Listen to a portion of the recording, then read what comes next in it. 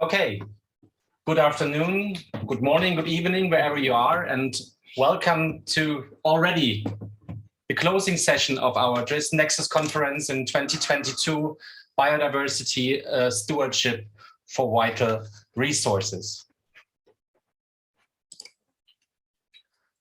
2.5 days with quite a multitude of sessions ranging from restoration approaches in different settings to the interlinkages among policy and economy to urban planning and nature-based solutions in a changing climate, and all embedded in the biodiversity resource nexus. But I want to go a little bit back and have a look at relativity. And when I look at Ada, when I think back to this December 2020 already, when we started preparing this conference, and which was quite challenging at times. And it seemed that the closer we get to the conference, the faster time was running. And you all have heard of the relativity theory, and this also is somehow true for our Dresden Nexus Conference. And now in the center, it seemed that it was over in the blink of an eye. And this is not least due to the contributions of all of you, of our keynote speakers, of all the other speakers and contributors, and for all the inspiration and aspects we learned during these last days. And I'm really sure that the Dresden Nexus Conference also, again, referring to a little bit the physics here, contributed to the necessary gravity to attract really a transformational willingness for a successful post-2020 biodiversity agenda. And remaining a little bit with my analogies to physics, you all know a prisma from physics. And the prisma is breaking up the light into its separate wavelength components. But Prisma at TU Dresden is a little bit different because it's combining all components of sustainability into an interdisciplinary center for performance and policy research in sustainability measurement and assessment. And the Prisma Award has quite become a staple, a core element of the DNC series in the last, since the last conference. And I'm really looking forward to learn more about this year's topic and also, of course, the awardee. So I will stop sharing here and hand over to my colleagues to Prisma, and looking forward to the award ceremony of this year's Prisma Award. Thank you, André, and I would also like to welcome you all for this closing ceremony, and I think it's wonderful that we have an award ceremony as part of the closing session of this conference. As André already said, this award is given by Prisma, the Center for Sustainability Assessment and Policy. Prisma stands for Performance and Policy Research, so double P, Research in Sustainability, Measurement and Assessment.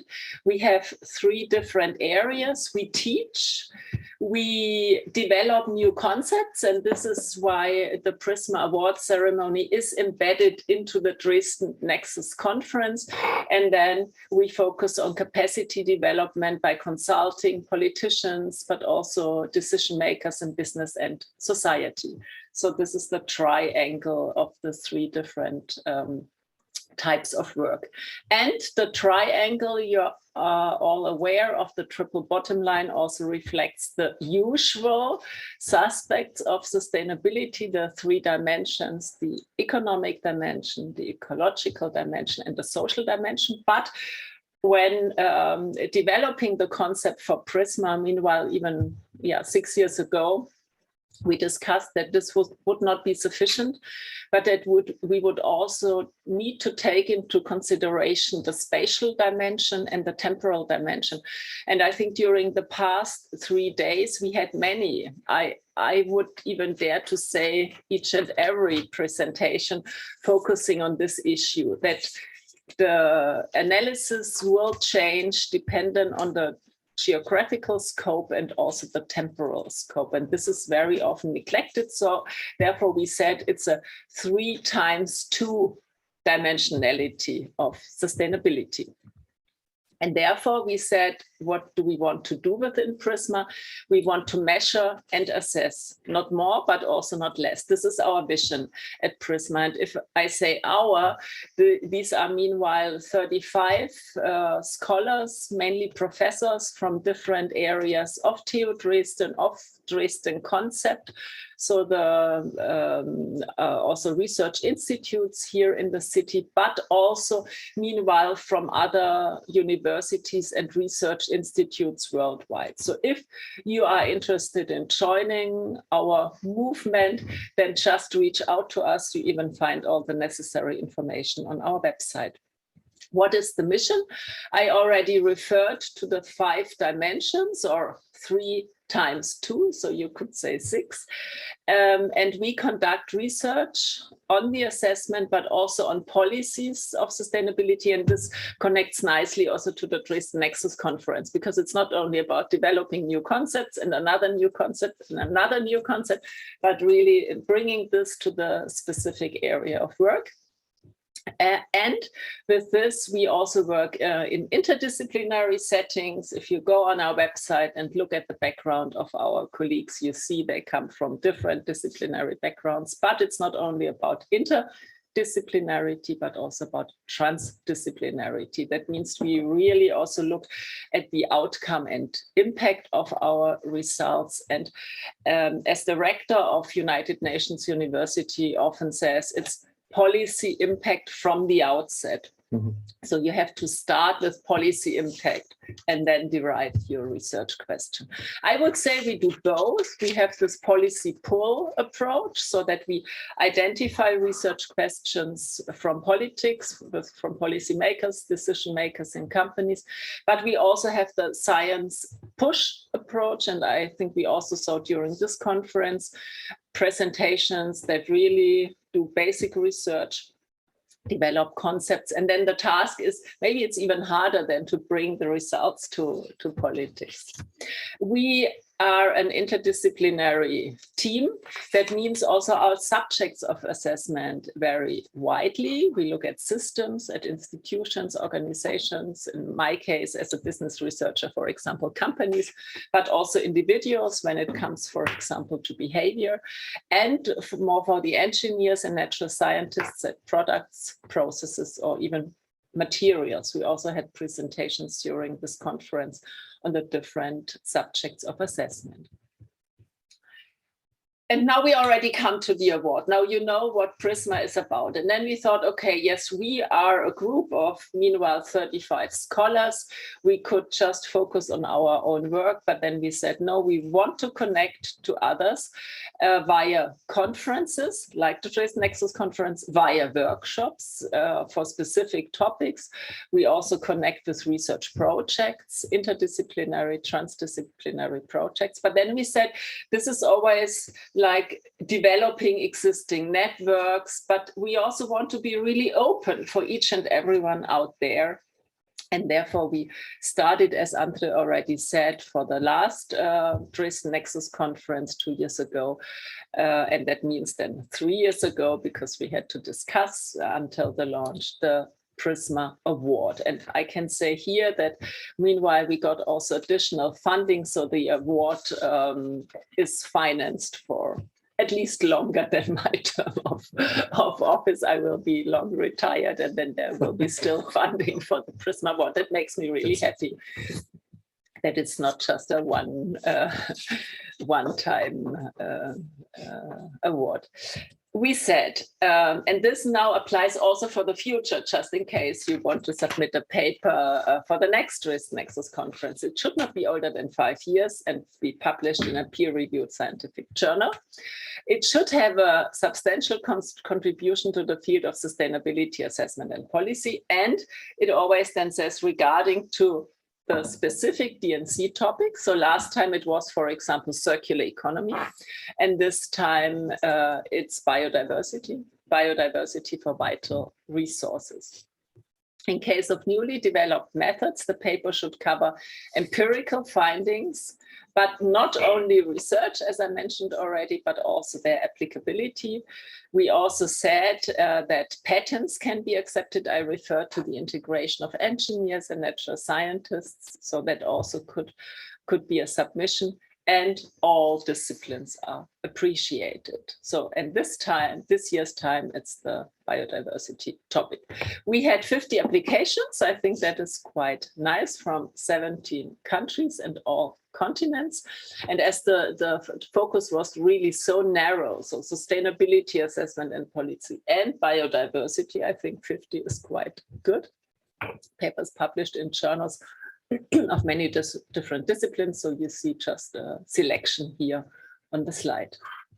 And now we can introduce the jury to you. These are members of Prisma. You see here the board members of Prisma, Jochen Schanze and Peter Sarling, and a Prisma member, Sven Herzog, who is specialized also in wildlife ecology, so has the specific biodiversity background. We used an Excel table. We read all the papers and then assessed them. And now we start the award ceremony with music, like we usually do for ceremonies.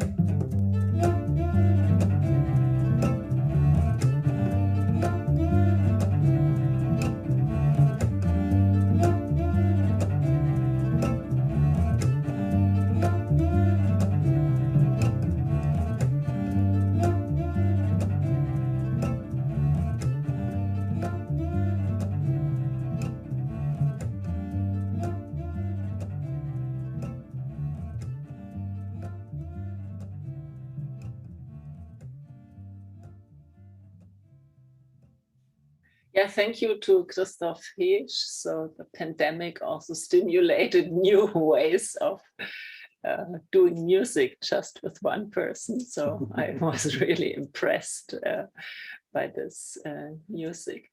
Yes, and now I can announce the winner, and I'm very happy that Michael is with us, Michael Clark, Proactive Conservation to Prevent Habitat Losses to Cultural Expansion. It was published last year in Nature Sustainability. You have 6 co-authors, or yeah, you are 6, so you plus 5 co-authors. Thank you for being with us. And we can already go to the next slide so that you can see the award you will be getting, you will be receiving via, well, email and so on. And I think we now can all congratulate you to this. Online and in person. We really also had fun reading the paper. And before I will start with explaining why we selected you, why you got the award, I would like to give the word to you. You prepared a little video, and then of course you can also talk yourself, however we want to do this. So maybe we start with the video, Michael, and then okay, good. And then you can comment and add, and then I give the laudatio. Hello, and thank you very much for watching this talk. Myself and Michael Clark are going to talk you through our paper, Proactive Conservation to Prevent Habitat Losses to Agricultural Expansion, on behalf of this awesome team of co-authors that we've got.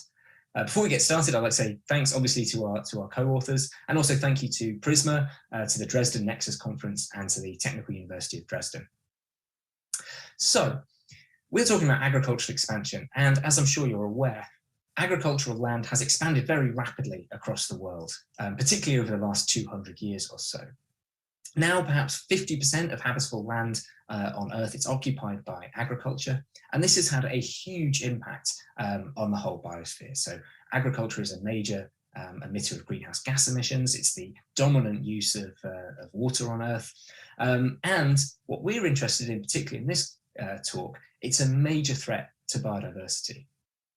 So we looked at the data on threatened species across the world and exactly which factors affect those species. And as you can see, the red box on this slide, the food system is really the dominant threat to biodiversity. And in particular, it's habitat loss to agricultural land. So it's the expansion of agricultural land into natural habitats. Now that's the biggest threat today, and it's unlikely to go anywhere in the near future. And that's because, put simply, we're going to have a larger population over the coming decades. These are UN population projections. And those people are also likely to be richer, or at least we hope that a large number of them will be wealthier.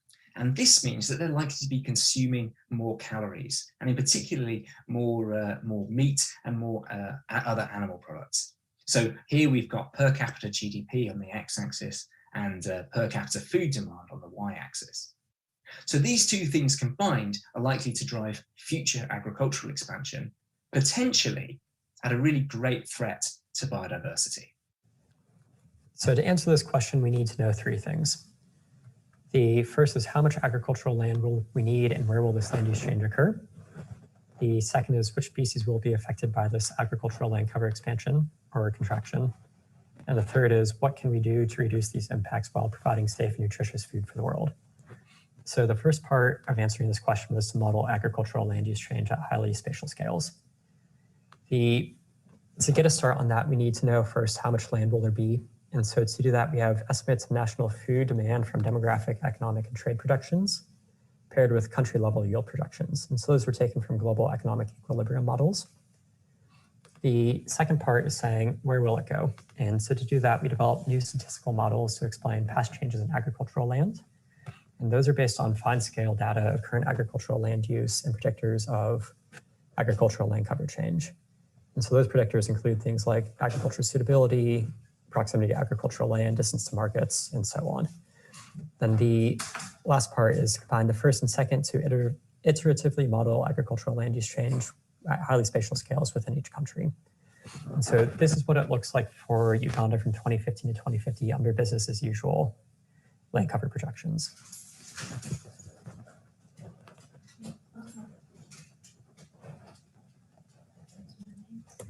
And so then what you can see is you can have a global map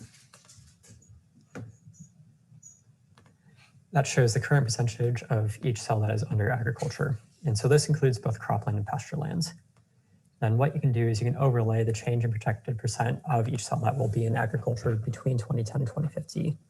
And so here the dark red cells are ones that are projected to experience really large increases in agricultural cover. And the ones that are in blue, so mostly Southern Europe and Eastern Europe, are the ones that are projected to experience slight decreases in agricultural extent within each cell. So we've got a model of future agricultural expansion here, and we wanted to know which species are actually going to be affected by this. So to do this, we took those models of agricultural expansion and we overlaid them, the projections of agricultural expansion, and we overlaid those on suitable habitat for about 20,000 species of terrestrial vertebrates. We then used species-specific data on whether they can survive in agricultural land or not, and combined these to estimate changes in habitat availability. And as you might have guessed from that picture of agricultural expansion across the world, the projections that we have are likely to lead to pretty severe habitat loss across the world. So here I'm showing the mean habitat loss for all of those different species. And as you can see, in much of the world, particularly much of the tropics, the average species is losing 5, 10, maybe 15% of its global habitat. So that's sort of worrying enough as it is.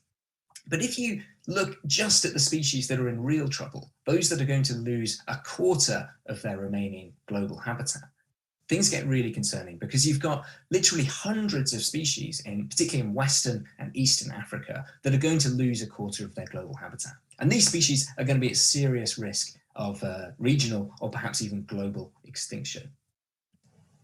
So the third part of the project was to examine potential ways to reduce the impacts while providing safe and nutritious food for the world. So what you've just seen are the projected impacts of the business as usual scenario, which is what is expected to happen if current trajectories of the food system continue to change into the next 30 or 40 years.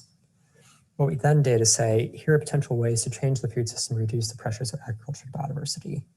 So we combined 5 different scenarios. So the first 4 are shifting to healthy diets. So this is transitioning from current dietary patterns to diets that are predominantly plant-based but contain moderate amounts of meat, dairy, fish, and eggs. The second is to reduce the rate of food loss of waste by 50% throughout the entire food supply chain. The third is to close yield gaps. And by closing yield gaps, what we mean is to decrease the difference between current yields, maximum potential attainable yields based on climatic and nutrient inputs. And the third is then to reorient international food trade to divert agricultural production from at-risk regions. The 5th scenario is what we call the combined approach, which is in essence just all 4 of those lumped together into one single large scenario. And so what's really nice coming out of this is that these approaches have quite large potential to reduce habitat loss. And so again, here's a reminder of what the business as usual scenario looked like. And then if you compare it to the other scenarios, so this is a combined approach. And what you see here is that in most places, those locations that were highlighted as projected to lose a lot of land under business as usual now have much smaller projected habitat losses under the combined approach. And so if you tease this apart into the potential benefits of each of those 4 scenarios, what you can see is that the spatial benefits of each of them are very, very different. And so to make a contrast between closing yield gaps and healthy diets, the largest estimated benefits of closing yield gaps are projected to occur throughout sub-Saharan Africa, where yields are generally relatively low compared to what they could be. Whereas in contrast, the largest estimated benefits under the healthy diet scenario are estimated to be obtained in places like North America, Europe, and Australia, where diets contain relatively large amount of calories and contain large amounts of animal-based foods, which have relatively large land footprints per unit of food produced. So what does this mean? So firstly, unfortunately, it means that agriculture could drive widespread biodiversity declines across the world, but particularly in tropical regions. However, there do seem to be pathways to achieving global food security whilst also conserving global biodiversity. But to achieve this will require proactive responses. We need to reduce the drivers of biodiversity loss before they occur. So what's next? There are a lot of other things threatening biodiversity. So again, if you cycle back to the beginning of the presentation, we focus on agriculture, but there are other predominant threats such as climate change and hunting and poaching that are also very local, but also very global contributors to biodiversity loss. Then in addition to biodiversity, there are many other things that we need to think about. So food, poverty, health, water, climate, energy, and so on. And so when we start about talking about implementing and actually implementing responses, these responses need to require detailed location-specific expertise and research, and they also need to account for the trade-offs between biodiversity and these other societal targets. And ultimately, we need to figure out ways to incentivize actors like individuals, corporations, NGOs, governments, so on.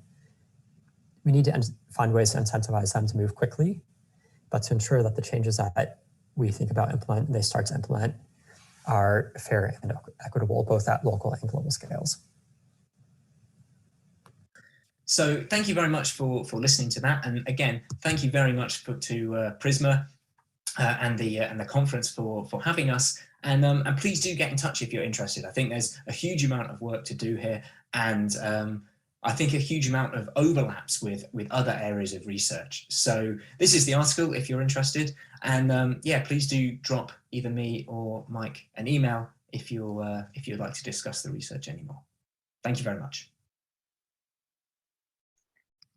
Thank you so much again. Mike, would you like to comment maybe about the reception of the paper or also critical feedback you got before I then go to the laudatio?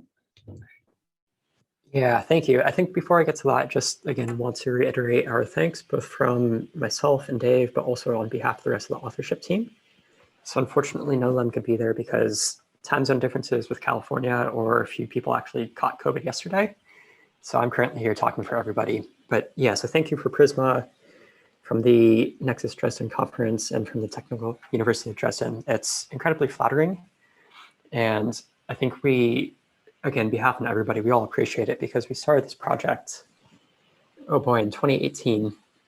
And when we began, we really wanted to have an outcome that was potentially practically applicable to end users and stakeholders. And for the panel and other people on this call to have recognized the fact that our research is potentially applicable to conservation decision-making is really, really flattering. And again, it's the goal that we're going for from the get-go. So yeah, just as Dave was saying, this is the start of a longer journey. There's a lot of overlap between what we're doing and what everybody else is doing. So yeah, just excited for lots of discussions, excited to learn from everybody. And again, a really big thanks from myself and everybody else to Prisma, Dresden, and the Nexus Dresden Conference. Thank you. Thank you so much, Mike. I'm really glad that we have you also included in the closing session. I think this is wonderful. And I think already from your presentation, it became clear why you got the award. You focus on the nexus that was so clear in terms of biodiversity, land use, water, energy, health. So you covered the different environmental resources, but also derived sectors like the food or the health sector, or also the issue of poverty, also an important issue. And then when reading your paper, but also then when listening to your presentation, I thought you also choose a nexus approach in terms of solutions, what you call a combined approach. This is also that we have really to connect different measures and combine them. And also, as I said in my intro, take into consideration the spatial dimension. We have different cultures. So the diets do not only depend on the different geographical areas where people are growing their food, but also what are their accustomed to and what is the tradition, what is traditional food. So therefore, we also always have to take into consideration these specificities. So I think this is wonderful. And now I'm very happy that I have here Jochen Schanze on the screen. I already introduced Jochen as part of the jury. And as I said, we all read all the papers thoroughly, and Jochen will now elaborate on the reasons why we decided that you should get this Prisma Award 2022. Jochen, over to you. Yeah, thank you very much, Edel, and thank you also, and congratulations to the authors for to receive the Prisma Award 2022. As Edeltraud Guenther has mentioned in the opening of the session, there were two criteria which we use as a jury to select from the 50 papers, the winner papers. And I would now like to briefly go through the points, the items, which then finally led to the decision that this paper has been awarded as the winning paper. Referring to originality, the jury acknowledged the coupling of a land demand model, a land allocation model, and the biodiversity model in a framework to project impacts of future agricultural land cover change on biodiversity as a novel approach. This approach is transferable due to the high modifiability to different future scenarios, different spatial scales, and even new data.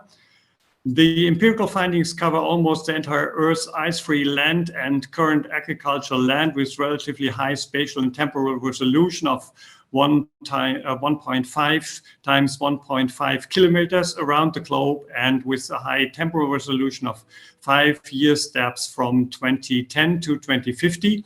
The empirically based approach complements conceptual global food system models, and therefore I think it's very timely to make progress in this respect based on the empirical data. Inclusion of nearly 20,000 species of birds, mammals, and amphibians proves a significant scope. So these were the reasons for judging a very high originality. Then the second criterion, relevance. Here we saw that a projection of biodiversity loss due to further development of agriculture on one main pressure is of high societal relevance. In addition, the paper indicates proactive food system change to reduce biodiversity threats. I think we have seen this also in the presentation just now. And findings directly support updating the Convention on Biological Diversity's target for global biodiversity conservation in 2021 and the halfway point of the Sustainable Development Goal in 2022, suggesting co-benefits to biodiversity from appropriate agriculture-related development. So I hope that not just from the presentation, but also from this laudatio, it becomes clear that it's really an outstanding paper. And with this comment, I give back to Edeltraud Guenther. Thank you so much, Jochen, and again, congratulations. And as both authors already mentioned during their presentation, I really would like to encourage you to reach out to them. And during the last 3 days, we have developed, I think, a community of scholars working on the Nexus with a specific focus on biodiversity. And I'm sure that many of you now being live on screen or watching the video from video on demand, what is also a feature of this conference, please just connect either to the authors directly or also to us. And this is what I like about the video on demand. You just can scroll back and look at email addresses and everything. Thank you again. And with this, I think, Juliane, you can just again share the last slide from the Prisma Award, the certificate, that we all see it again, and then we can continue with our closing session. Maybe we just see the award once again, if this is possible. We saw it already, so yeah, wonderful. So it's always just in time, but sometimes it takes a few seconds. Okay, here it is. Wonderful. So again, the Prisma Award to David, Clark, and their co-authors. Thank you to all of you, and especially thank you to David and Mike. And for those who got COVID, a quick and also good recovery. Bye-bye. Bye-bye. Thank you. And thank you very much to all the colleagues of Prisma for presenting the award. And I'm already curious for the topic next year, but don't get us started just yet with that. So I will go back here. And after the Prisma Award, we are staying a little bit, at least, with the topic of impactful outcomes. And I will now invite you to another follow-up on the forthcoming products of this conference of DNC 2022, and give the floor once again to my dear colleague, Patrick O'Farrell, who will give you this follow-up on the products of DNC 2022. Patrick, are you there? I am. Thank you very much, André, for giving me a final opportunity to talk about the signatory product, which we've been developing. I'm very happy to report that the attendance at the different sessions has obviously been, well, they've been well attended, and people have been extremely focused on the conference and its content, and I do hope interacting with one another, because we are yet to see some significant inputs into the signatory document and its comments. So far, we've only had probably about 3 or 4 comments. That's not to say that they're not valuable, but we're obviously looking for as many as possible. And I just thought I'd take this opportunity not to reflect on the comments as they are, the inputs and the changes that we've already started making, but just to please encourage people to once again go to the program, find the signatory product tab, click on it, and scroll through the reasoning as to kind of why it would be wonderful to have your contribution. Click on the hyperlink and find the signatory product, as well as also open up the Google document and find the comment sheet. So please do read and comment. We do want this to be a co-developed product, so we would really value all comments here, and they will be honestly taken quite seriously. So looking forward to those. Just one last reminder that we would like to get comments by the 31st. You're most welcome to email me personally if you don't want to share any comments with the general public or anyone in the organizing team as well. But that's about it from me. Thank you, André. Thank you very much, Patrick. And I have to switch back again, just a second.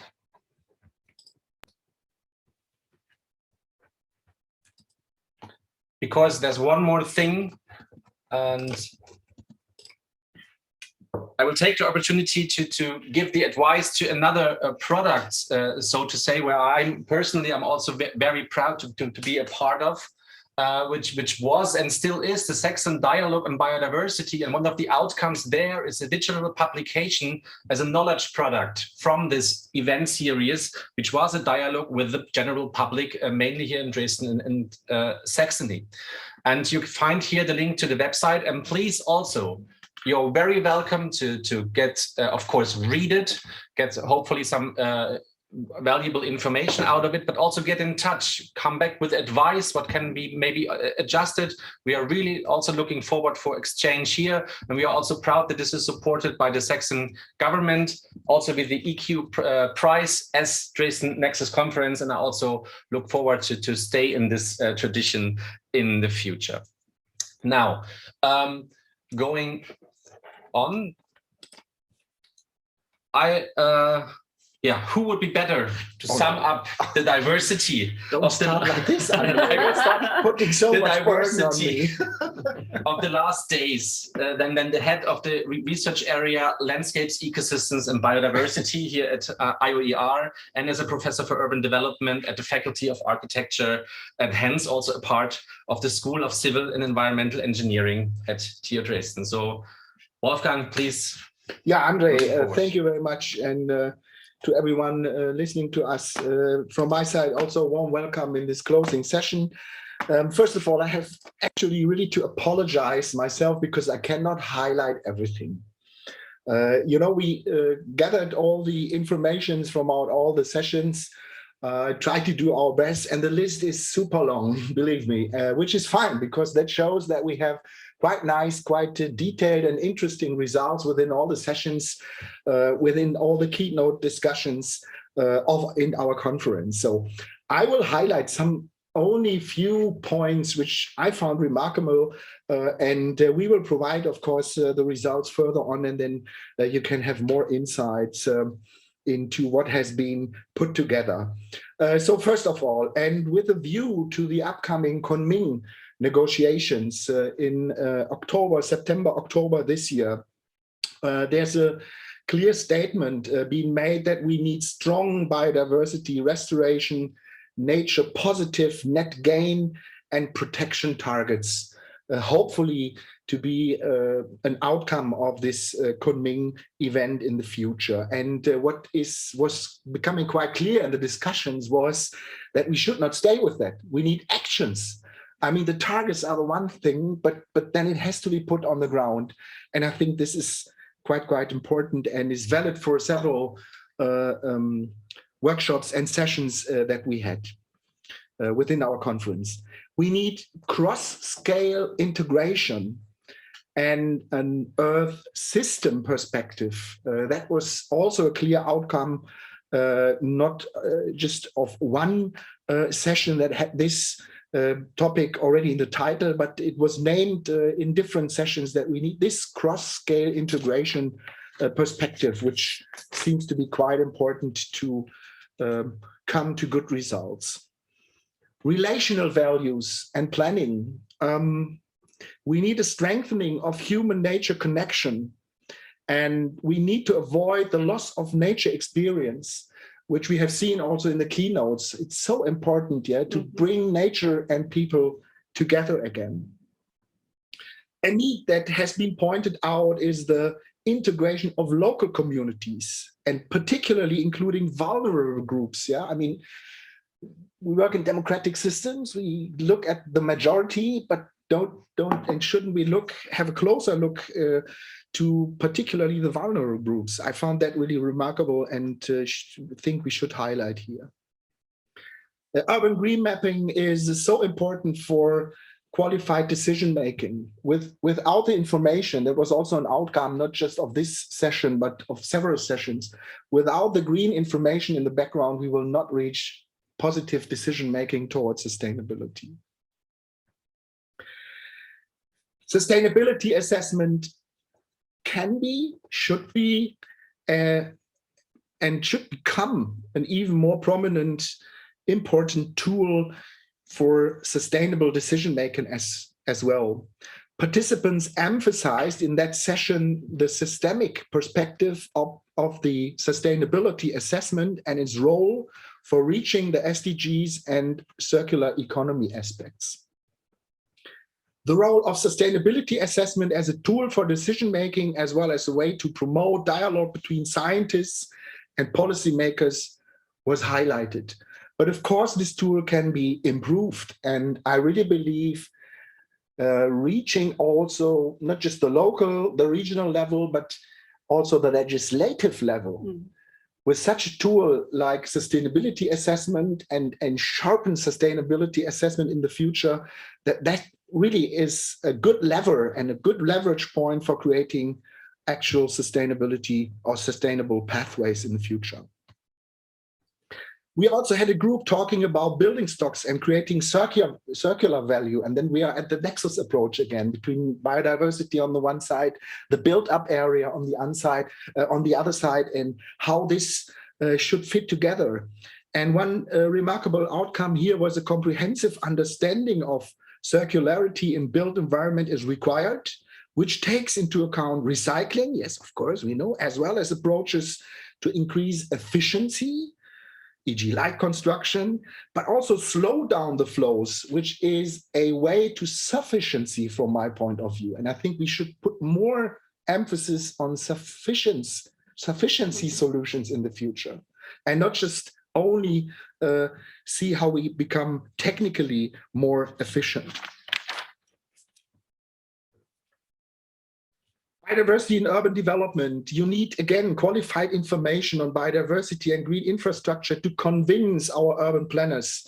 Either this might be biodiversity strategies on the one side, either this might be green spaces access analysis, or different tools and information tools that we have to really get in communication with our urban planners and developers, because they have to integrate biodiversity.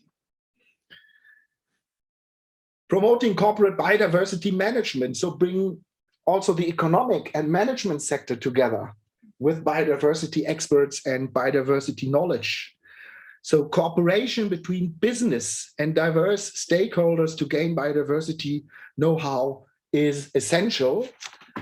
And the results of the presentations also showed in the session that corporate biodiversity management research still has a large potential to explore, especially through the collective knowledge gathered from stakeholders having diverse biodiversity expertise to foster corporate actions and biodiversity management and reporting. Mandatory regulations and legitimacy, as well as pressure from stakeholders, will be necessary.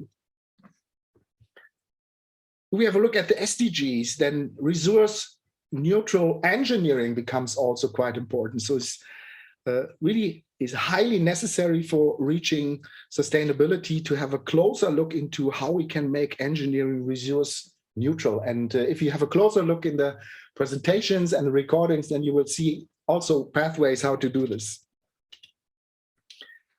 Bioeconomies should develop new products to facilitating the development of restoration industries and associated seed collection. So Nexus approaches in that sense enable us to better unpack the interlinkages and trade-offs and formulate better sustainable outcomes. And of course, the concept of ecosystem services within bioeconomics is quite important and was stressed in, for example, session number 14. And what was clear, not just for the next session, but also for other sessions, is that we need to mainstream biodiversity, Nexus approach, ecosystem services, definitely into different sectors and not stay together alone as a discipline. No, we need to reach all the other disciplines. We need to reach all the other sectors. The resource nexus for new modes of science policy interaction, they came up saying the discussion pointed out the need to include regional and global frameworks in the face of new legal and policy dilemmas and regulating nexus. I found that really remarkable and a highlighting sentence there. We had several sessions that dealt with water and climate change, and again, with a view to biodiversity as well. So water security by climate change adaptation. Still, the group feels that water security is not interlinked with climate change.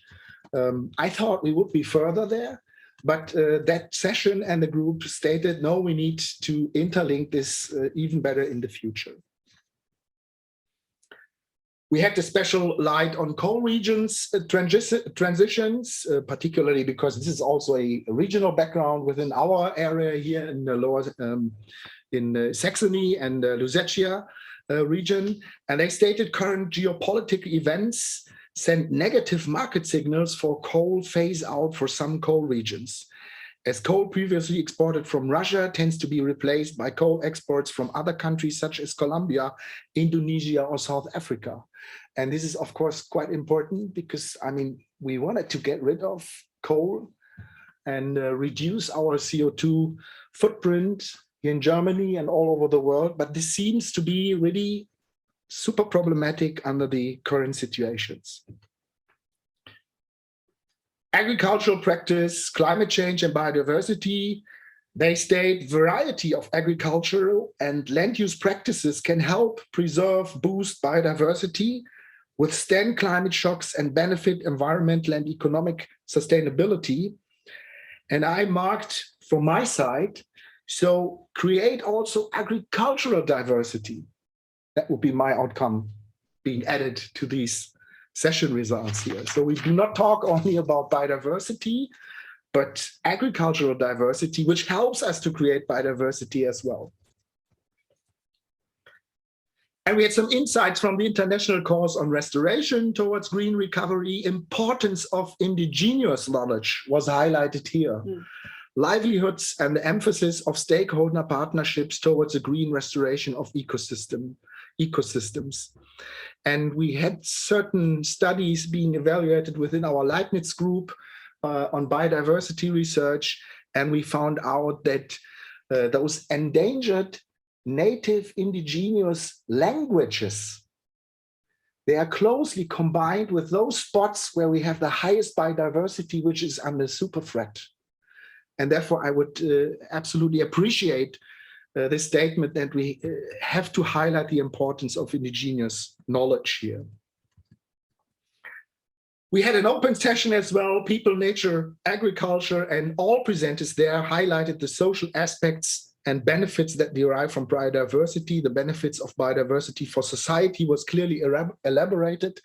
And I think that's something what we really still can communicate even better to the locals, to the people, to society, that there is really an interlinkage in saving biodiversity, enhancing biodiversity, and enhancing also social aspects and social qualities. So that would be all. Sorry for not mentioning all the aspects that we gathered together, but I think it shows that we have already quite nice outcome from the whole conference. Thanks a lot. Yeah, thank you very much, Wolfgang. Just to this for this comprehensive summary in this quite short amount of time, and I think there will be more follow-up and more results to be condensed out of this. And yeah, before closing this conference and giving a farewell, I will go back once more, the last time, I promise, to 2020, December, when we started planning this this conference. And at this time, we considered the invitation of Professor Wilson. So Nora, if you're out there and listening, we were planning for this. And as you can see, he has since passed away, and the discipline of ecology has lost one of its giants. And I want to have this quote from him, that perhaps the time has come to cease calling it the environmentalist view, as though it was a lobbying effort outside the mainstream of human activity, and to start calling it the real worldview. Last chance to see. We saw this guy on Monday in my opening remarks, the kakapo from New Zealand, and is it really the last chance to see him and others? And I will ask this question to a really, quite famous also supporter of biodiversity conservation, and we will listen to a short answer and some words of him. We all know the last few years have not been easy. It's hard. It's hard to devote yourself to a cause that is so urgent and not be able to get the traction needed to make the change that is absolutely necessary. It's hard to read the headlines, floods, fires, famines, plagues, and tell your children that everything is all right. It's not all right. Damn it, it's not all right. We've got to make things happen. We've got to make it happen now. Come on, everybody. Let's get to work.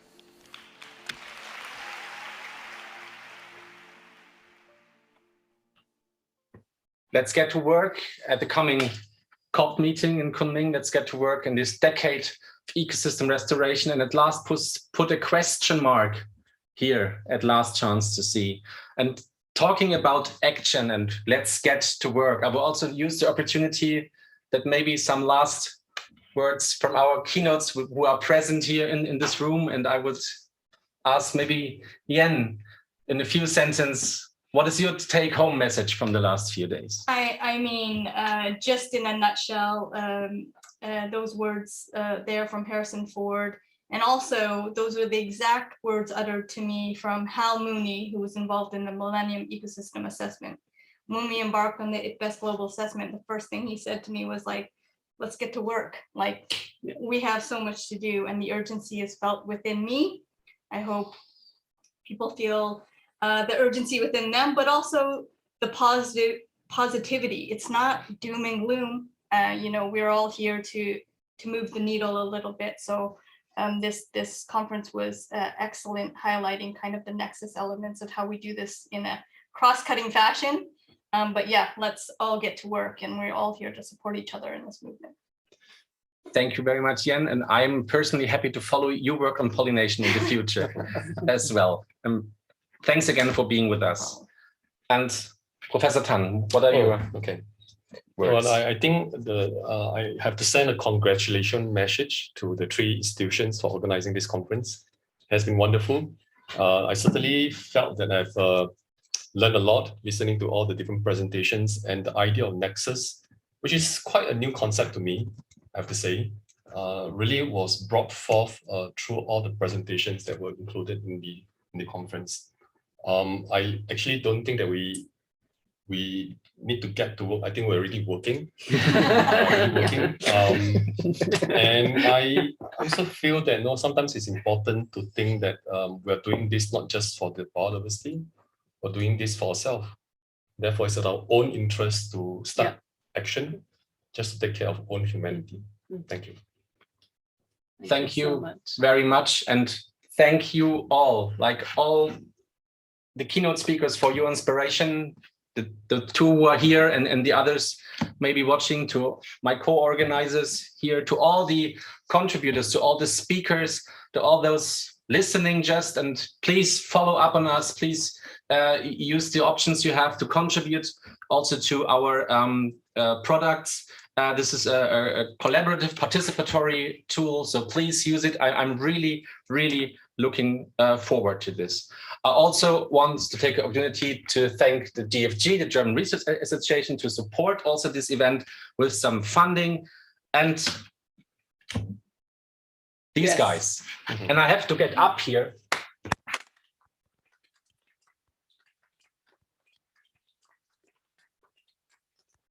And this work in organization and IT support. So without those guys behind the curtains, all this would not have been possible. Thank you so much. Looking forward to receive your feedback again on the conference, and I welcome you back latest on DNC 2024. And please check for updates, subscribe to the newsletter at the link so you're always up to date with Dresden, the Nexus Conference, and all the associated partners. Take care, goodbye, and see you next time. Bye-bye. Bye-bye.